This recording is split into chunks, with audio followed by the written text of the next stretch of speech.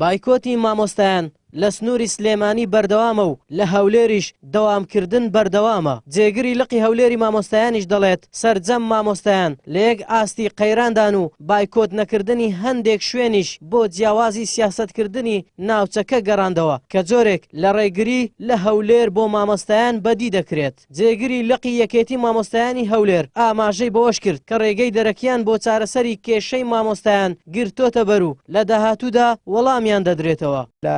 چەند ڕۆژی ڕابردوودا ڕێکخراوەکانی دەرەوەشمان ئاگادار کردوتەوە، سندیکاکانی دەرەوەشمان ئاگادار کردوتەوە، بەتایبەتی لەگەر سندیکای مامۆستایانی جیهانی کە ناسراون بە ناسوود کە ڕێکخراوی و سندیکایەکی زۆر فعال و ئەکتیڤە لە بەریتانیا و ناڕەزایەتی مامۆستایان و فشارەکانی مامۆستایان و هەموو داواکاری مامۆستایان مەنگەیاندوتە ئەم ڕێکخراوە و ئەم ڕێکخراوەش ئێستا وەڵامی نامەکەی ئێمە داوەتەوە و نامەیەکی ناڕەزایی ئاراستەی نەقابەی مامۆستایانی بەغدا کردووە بۆ ئەوەی بە زووترین کات بەدەم داواکاری مامۆستایانی هەرێمی کوردستانەوە بێتن. بەشکاریەکی سیاسی لە کوردستان هەیە، ئەو دەڤەرانەی کە زۆنی زەردی پێدەگوترێ دیارە کەمتر ڕەنگە ناڕەزایەتی و بایکۆتی مامۆستایان و چینەکانی تریش کەمتر دەربکەوێتن. ئەمە مانای ئەوە نییە کە لە دەڤەرێک بایکۆت بەردەوامە لە دەڤەرێک دەوامەکرێتن بەکەم و زۆر مانای ئەوە بێتن کە مامۆستایانی ئەم دەڤەرە ڕازین و مامۆستایانی دەڤەری تر ناڕازین. نەخێر.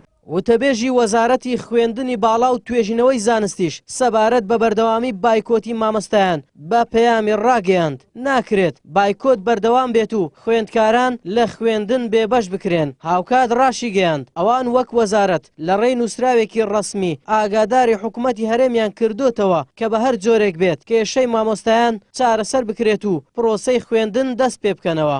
وەزارەتی خوێندنی باڵا و توێژینەوەی زانستی لە ڕابردوودا لە ڕێگەی نووسراوێکی ڕەسمی کە چەند داواکارێکی لەخۆ گرتووە ئاڕاستەی سەرۆکایەتی ئەنجومەنی وەزیرانمان کردووە کە داوامان کردووە ئەم بارودۆخی کە ئێستاکە هەیە پێداچنەوەی بۆ بکرێت و بە تایبەتی بارگوزارانی مامۆستایان و فەرمانبەران لە وەزارەتی خوێندنی باڵا و توێژینەوەی زانستی پێویستە ڕەچاو بکرێت و لە هەمان کاتیجا چەند پێشنیازێک خراوەتە ڕوو.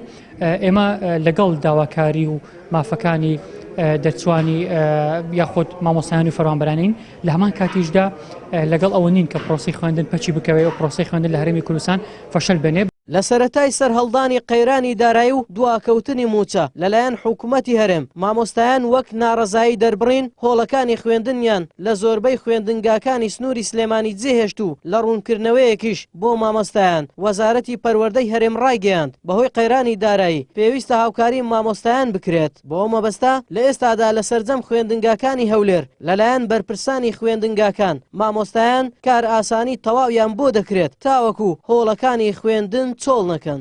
ئاراس عەزیز کەناڵی پێام هەولێر.